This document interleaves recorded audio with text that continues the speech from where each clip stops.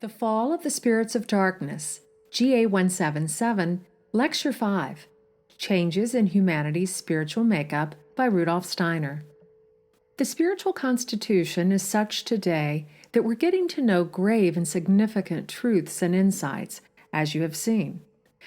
I've had to emphasize that the insights which humanity currently finds acceptable will not be adequate for the future. But we must know the reasons why such insights are not adequate if we are to connect ourselves in all seriousness and dignity with the impulses which really have to be given for the further evolution of humanity. What I want to say today is perhaps best understood if I start by going back to the fourth post-Atlantean period. As you know, this began in the 8th century before the mystery of Golgotha, and ended in the 15th century after the mystery of Golgotha, when human beings essentially related to the environment, the outside world, in a very different way from the way in which we inevitably must do today. I've often stressed that human evolution has to be taken seriously. Souls change much more than we believe, and it's part of the sheer modern laziness of mind to think that the inner life was just the same in ancient Greece, say, as it is today. Today I will merely consider one aspect of this, the relationship to the world around us. Lazy thinkers will say, the Greeks and the Romans perceived the world around them, and we too perceive the world around us. There is no appreciable difference. Oh, but there is an appreciable difference. It is actually true to say that today, at the beginning of the 5th post-Atlantean period, people perceive the world around them insofar as it is perceptible to the senses, in quite a different way from the ancient Greeks, for example. The Greeks also saw colors and heard sounds, but they still saw spiritual entities through the colors. They did not merely think spiritual entities, for there made themselves known to them through the colors. In my book, Riddles of the Soul, I attempted to make this peculiarity of the Greeks into a thread running through the whole book. Modern people think thoughts.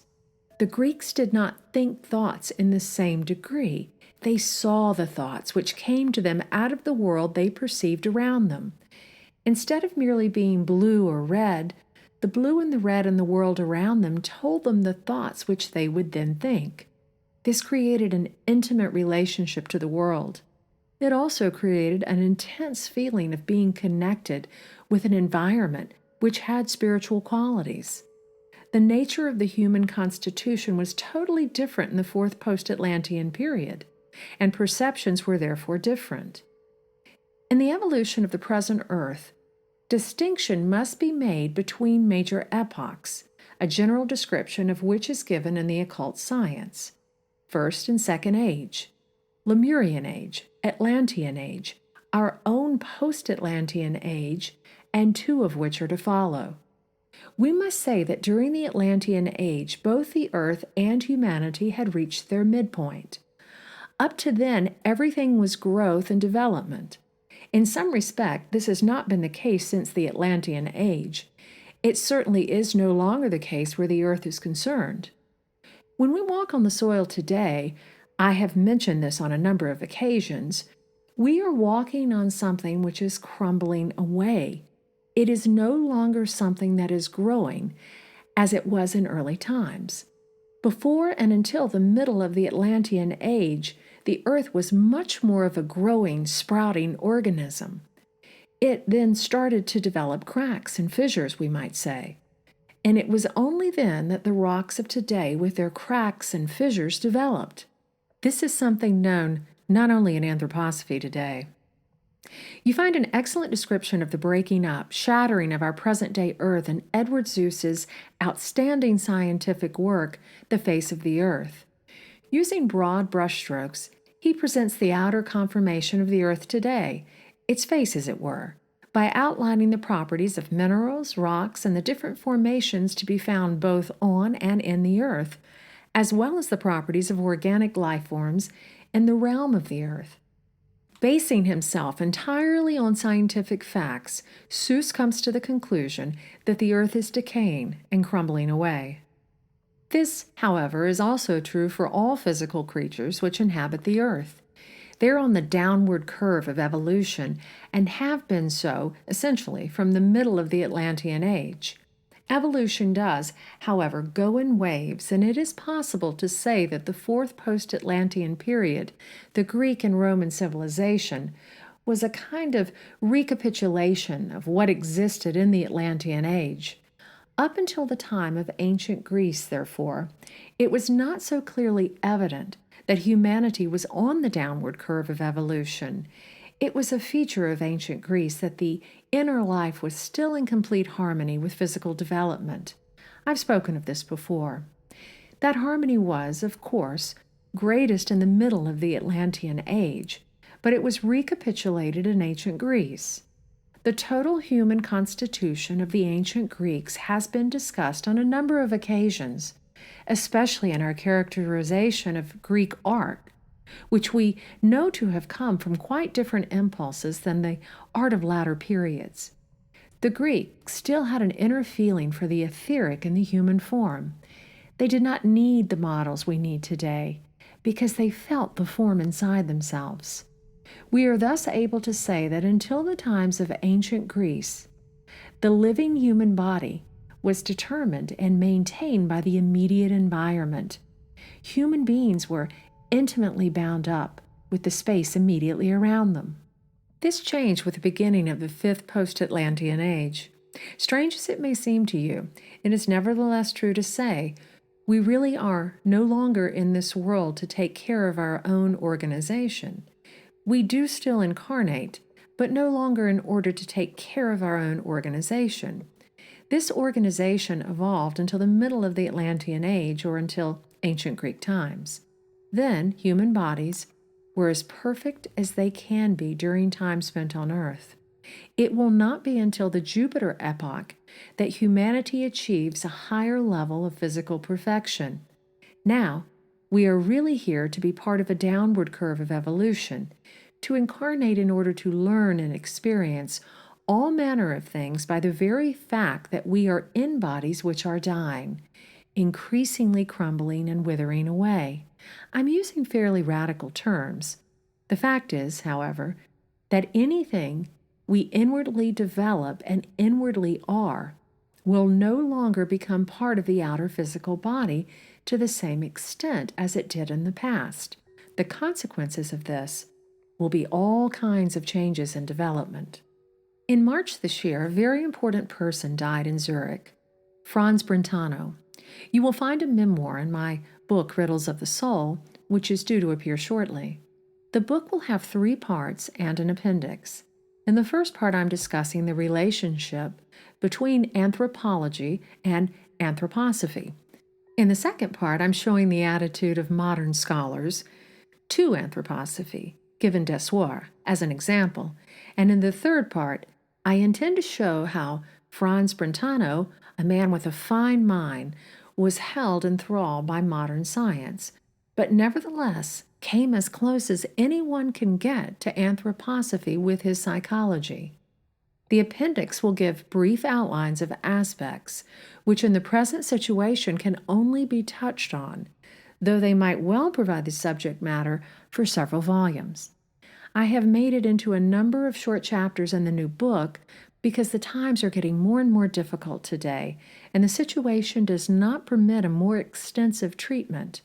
With some of the things which are written in this manner for the present time, one does have the feeling that one is, in a way, writing something of a testament. Those who are inwardly conscious of the whole weight of present events will no doubt know what I mean. One of the many things Franz Brentano's sensitive mind has produced is a treatise on genius. Oddly enough, Brentano is actually showing that there is no such thing as genius, demonstrating over and over again that a genius has the same inner qualities and impulses as anyone else, that memory and the ability to make connections are merely more flexible and comprehensive in the case of a genius, etc. Franz Brentano creates an idea of genius which differs a great deal from the usual idea. We have to admit that our usual idea of genius tends to be pretty vague, like all the stereotyped ideas people have today. In general terms, we must say that Brentano's characterization of genius does not agree with the idea of a genius as it has existed until now. It does, however, agree with what genius will be in the future, for it will not be the same in the future. In the past, people were geniuses because their soul still had the power through heredity or education to send impulses into the physical body, which caused the intuitions, inspirations, and imaginations of a genius to arise unconsciously. The power of genius was therefore available when the body was still in the ascendant. In future, bodies will be in the descendant, and the power will no longer be available. Anything resembling genius in the future will arise because the individuals concerned, whom we may also call geniuses, see more deeply into the spiritual world which is all around them. Thus, the impulses will not come from their unconscious physical aspect, but out of deeper insight into the world of the spirit. The changing nature of genius provides an excellent demonstration of the break which has occurred between evolution as it was in the past and evolution as it will be in the future. We might say that in the past, genius arose from the body, but in the future this will be replaced by something which comes from insight into the realm of the spirit. A mind sensitive to present developments, like that of Brentano, would be aware of this, just as Zeus, looking at the earth, realized that it is now in the process of dying. What lies behind it all? The fact that human beings now relate to their environment in a different way. The space around us no longer speaks to us in the way it did when human bodies were fresh, as it were. The world around us is one of space, but it no longer yields up the spiritual element. Colors no longer speak to us as elements filled with spirit. Sounds no longer reveal the spirit that is in them. They have become substantial. And human nature has become more inward. It is strange to say, is it not, that the superficial human being of the present time really and truly have become more inward. On the other hand, human beings of today may be said to be superficial, because in their present incarnation, their inner constitution is such that they simply cannot reach their own inner being. They do not become aware of their inner nature. They do not gain the power to know themselves. They do not discover what they really are. Someone who sees the world with the eye of the spirit sees many people today who simply are not themselves. Bodies are walking around, and the soul is not entirely inside them. Why? Because it is no longer the soul's task to enter fully into the body, which is beginning to crumble away. Instead, the soul's task is to prepare for what will happen on Jupiter. Our souls are even now making preparation for the future. This is the situation we must penetrate with a perceptive mind. We are entirely constituted to hear the word of a cosmic spirit. My kingdom is not of this world. But it will be a long time before human beings are prepared to grasp this truth. Yet in spite of our outward superficiality, we are truly less and less of this world. This, however, should not be confused with something else. People might well believe they could now walk around like Nietzsche's followers who call themselves tawny beast, saying, "We are in the world of the spirit. We do not belong to the physical world." The answer to this must be, the part of yourself of which you have knowledge does belong to the physical world. The rest is occult. It is hidden. Nevertheless, we have the task of using all our powers of insight and all our inner strength to become aware of the essential element in us, which can no longer give itself completely to the body, nor penetrate the whole body. We must see ourselves as candidates for the Jupiter age. This will only happen gradually, however. For the time being, human beings still continue in what they receive from their environment. It means that they continue in something which is below them. With every incarnation, we withdraw more and more from the body, so that to some extent we are hovering above it. If this were not the case, and people had to depend entirely on being like the ancient Greeks, the prospects for the further development of humanity would be dire indeed. Strange as it may seem, conscientious occult research aiming to penetrate the laws of human evolution reveals a truth which may well cause dismay at first sight. It shows that in a time not all that far ahead, possibly as early as the 7th millennium, all women will be infertile on earth. The withering and crumbling of human bodies will go so far that this will happen.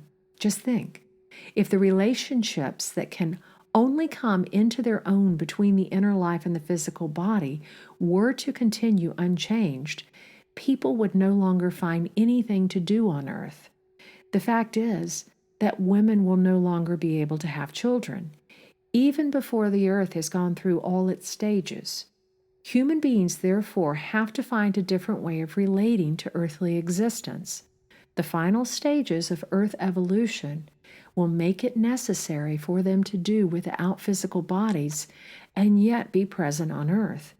Existence holds more mysteries than people would like to think when they base themselves on the primitive ideas of modern science. There was an instinctive feeling for this in the twilight of the 4th and the dawn of the 5th post-Atlantean age. Things were said then which related to the developments in our own age. They could not be understood, however, and people often did not even properly understand human nature. Think of the seemingly brutal teaching of St. Augustine, for example, and also of Calvin, that some people were destined to be blessed, others to be condemned, some to be good, therefore, and others evil. Such was the doctrine. It seems brutal. And yet, seen in the right light, such doctrines do not seem entirely wrong. Many things which seem wrong are also, to some extent, relatively right. Knowledge of human nature at the time of St. Augustine and in the centuries which followed did not actually relate to the human mind and spirit. As you know, the human spirit was decreed to be non-existent at the Council of Constantinople, but to the human being who walks the earth. Let one try and put as clearly as I can what this is really about. You may meet one person and then another, and in St. Augustine's terms, we might say, this one is destined for good and that one for evil.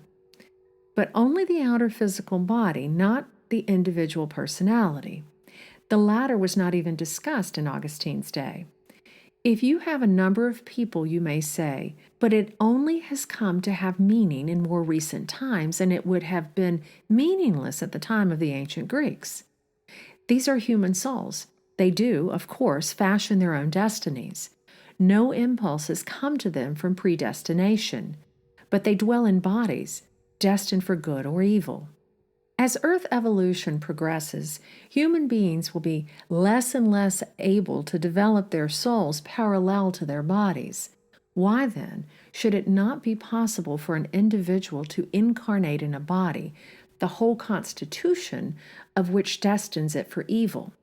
The individual can still be good inside such a body, for the connection with the physical has become less close. This, then, is another awkward truth, but a truth which we must make our own. In short, human beings are becoming more and more inward, and we must seriously come to realize that during the final epochs of Earth evolution, they will withdraw from the outer physical body.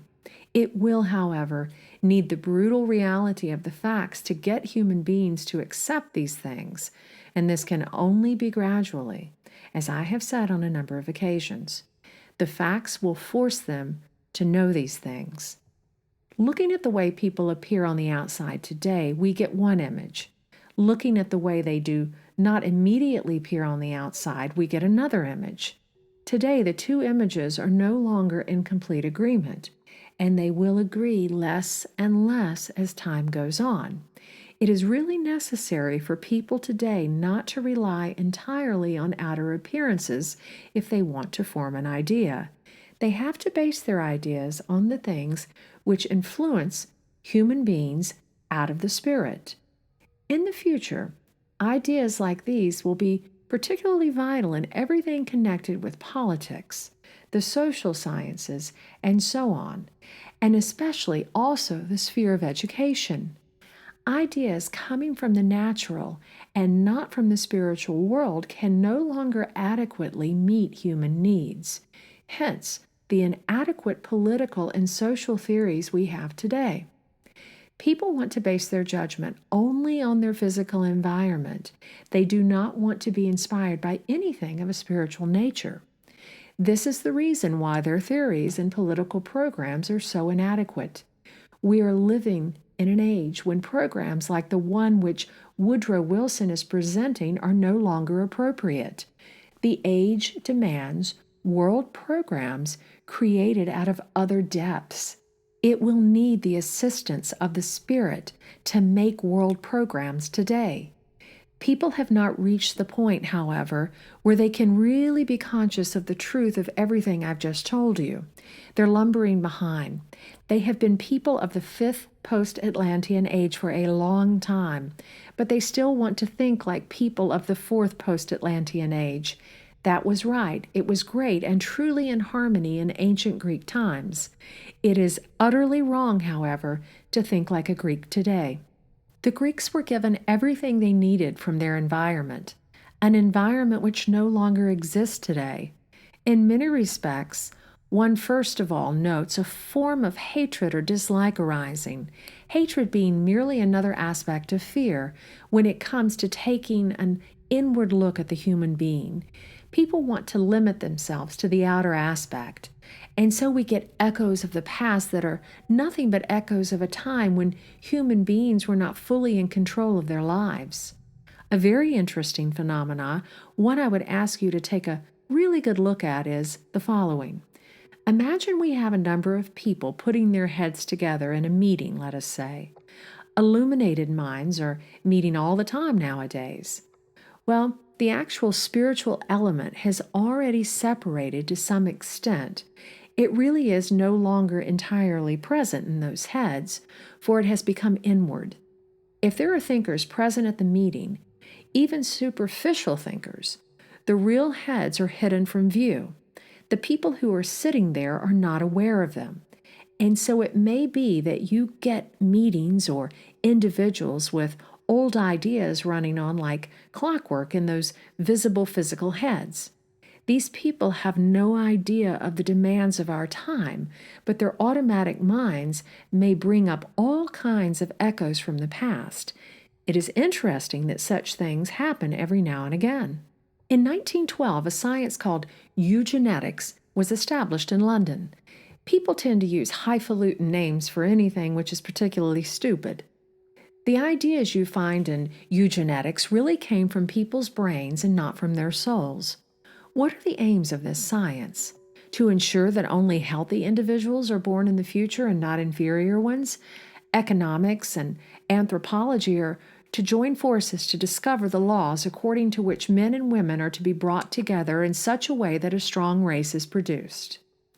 People are really beginning to think in this way. The ideal of the London Congress, which was chaired by Darwin's son, was to examine people of different classes to see how large the skulls of the rich were compared to those of the poor, who have less opportunity for learning, how far sensibility went in rich and poor, how far the rich could resist getting tired, and how far the poor would do so, and so on.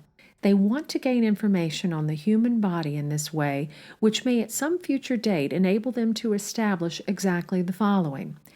This is how the man should look. This is how the woman should look. If they are to produce the true human being of the future, he should have such a capacity for getting tired, and she such a capacity.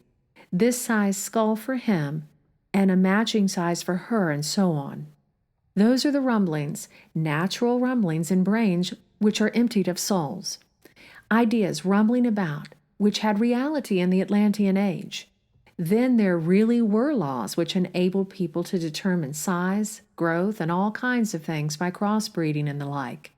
It was a science that was widespread in Atlantean time, and, as I mentioned yesterday, sorely misused. Atlantean science worked on the basis of physical relationships, and it was known that if such a man was brought together with such a woman, differences between men and women were much greater at the time. The result would be such and such a creature, and then a very different variety could be produced, just as plant breeders do today. The mysteries brought order into this crossbreeding, where related and different elements were brought together. They established groups and withdrew anything which had to be withdrawn from humanity. The blackest of black magic was practiced in Atlantean times, and order was created by establishing classes and taking these matters out of human control. This was one of the factors which led to the nations and races of today. The issue of the nation as an entity is coming up again in our present time. It is an echo of the soulless brain from Atlantean times. There is so much talk about national issues today, but it is only the body speaking. The spirit has withdrawn and already belongs to a totally different world today. There you have the discrepancy between the reality and the speechifying about the principle of nationality which goes on today. This will never lead to anything good. If politics are based on issues relating to nations, which are no longer issues of the day because the soul belongs to entirely different orders and realms than those which come to expression in our physical nature, this will inevitably take us into chaos over and over again. All this must be known, and it can only be known through anthroposophy. Those rumblings in brains, emptied of soul, are the reason why ideas that human beings should be produced on the basis of certain laws are now coming up again. Something else also reveals the rumblings of outdated ideas, ideas which can still be active in dried-up brains which no longer come from the soul. The soul needs to be made strong so that anthroposophy can enter into it. Then people will speak out of their individual reality again. You have no doubt heard of all the nonsense we get now with all kinds of different people shown to be what they are in the light of psychopathology. All it needs is for someone to write a decent poem. The doctor will immediately tell you what illness he has. So we get all kinds of treatises on Victor Scheffel from the psychiatrist's point of view, on Nietzsche from the psychiatrist's point of view, and on Conrad Ferdinand Meyer from the psychiatrist's point of view. Reading between the lines, we feel the authors of these books are saying, "Pity he did not get treatment in time. If he had had treatment at the right time, someone like Conrad Ferdinand Meyer, for example, would not have written the kind of things he has written, for they are entirely written out of a diseased state." It is very much in the spirit of our time that no attention is paid to the growing inwardness of individual human beings. Sometimes this must inevitably have the effect, especially in someone like Conrad Ferdinand Meyer, of the outward physical body showing signs of disease, so that the inner life can achieve the highest spiritual level in a work of art, quite independent of the physical body. I'm not bringing these things up in order to criticize them. From the purely medical point of view, they are, of course, correct. There is nothing to be said against them. It is equally possible to do something else from a purely medical point of view. You can take the Gospels and show, from a number of things, that Jesus Christ, that strange individual, existed because some quite specific pathological elements had come together. Such a book has in fact been written, and anyone can read it.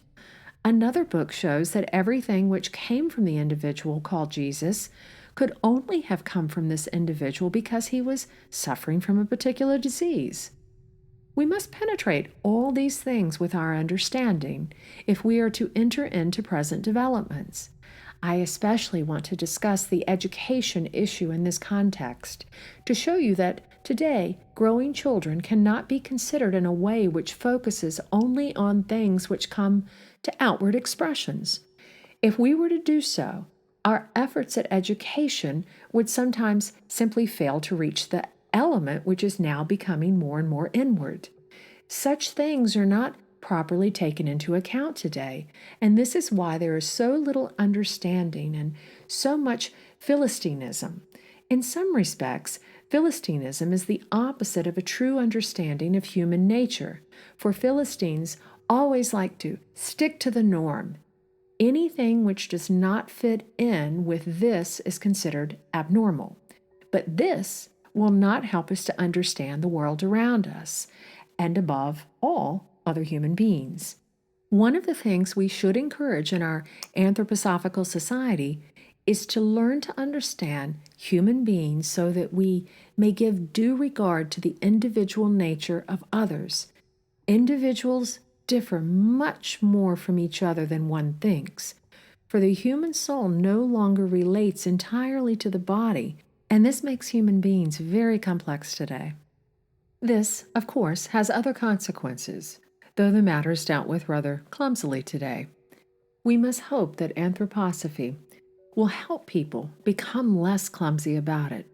Just consider, in ancient Greece, the whole body was filled with the whole soul, and they were in agreement. Today, this is not the case, for the bodies are partly empty. I'm not saying anything derogatory about empty heads. They will stay empty as part of evolution. In reality, however, nothing stays empty in this world. The heads are merely empty of something which was destined to fill them at another time. Nothing is ever completely empty. With the human soul withdrawing more and more from the body is increasingly in danger of being filled with something else. And if human beings are not prepared to take up impulses which can only come from spiritual knowledge, the body will be filled with demonic powers. Humanity is facing a destiny where the body may be filled with Ahrimanic demonic powers. So we have to add to what I said yesterday about future development. There will be people in future who are Tom, Dick, and Harry in ordinary life, which is something determined by social circumstances. But their bodies will be empty to such an extent that a powerful Ahrimanic spirit can live in them. One will be meeting Ahrimanic demons. Human beings will not be what they appear to be. The individual person will be deep down inside, and outwardly, one will get a totally different picture. This shows the complexity of life to come. It is reasonable to say that there will be situations in future when it will be difficult to know who one is dealing with. Ricardo Hawk's longing for the devil really arises from what will be coming in the future. The institutions and ideas, especially the social ideas people have today, are abstract and crude. They are clumsy in the face of the complexities that are lying ahead. And because people are not able to have ideas or concepts about the true nature of things, they are sliding more and more deeply into chaos. The events of the war make this quite clear. Chaos is arising because reality has changed. Reality is becoming fuller and richer than anything people are able to think of or create in their heads. And we shall have to be clear in our minds that we are faced with a choice to go on beating each other to a pulp, shooting at one another in the way we do now, because we do not know how to bring order into the world, or to start developing concepts and ideas to match the complexity of the situation. A spiritual movement must exist where people seek to develop concepts which meet the real situation. There will be a vast number of people in the future who want to stick to the rumblings of the past. Today, they are still in the minority. Their concepts, ideas, and actions will be based on the outside world around them and on the fact that their bodies are being filled with the Ahrimanic spirit, which wants to form such ideas. We should not fool ourselves, for we are faced with a quite specific movement. At the Council of Constantinople, it was decreed that the spirit did not exist. It was dogmatically stated that the human being consisted only of body and soul, and it was heresy to speak of a human spirit. In the same way, attempts will be made to decree the soul, the inner life, as non-existent. The time will come, and it may not be far off, when quite different tendencies will come up at a Congress like the one held in 1912, and people will say, it is pathological for people to even think in terms of spirit and soul. Sound people will speak of nothing but the body. It will be considered a sign of illness for anyone to arrive at the idea of any such thing as a spirit or a soul. People who think like that will be considered to be sick, and you can be quite sure of it. A medicine will be found for this. At Constantinople, the spirit was made non-existent. The soul will be made non-existent with the aid of a drug. Taking a sound point of view, people will invent a vaccine to influence the organism as early as possible, preferably as soon as it's born, so that this human body never even gets the idea that there is a soul and a spirit. The two philosophies of life will be in complete opposition. One movement will need to reflect how concepts and ideas may be developed to meet the reality of soul and spirit. The others, the heirs of modern materialism, will look for the vaccine to make the body healthy, that is, make its constitution such that this body no longer talks of such rubbish as soul and spirit, but takes a sound view of the forces which live in engines and in chemistry, and let planets and suns arise from nebula in the cosmos. Materialistic physicians will be asked to drive the souls out of humanity. People who think that playful ideas will help them to look ahead to the future are very much mistaken. We need serious, profound ideas to look ahead to the future. Anthroposophy is not a game, nor just a theory. It is a task that must be faced for the sake of human evolution.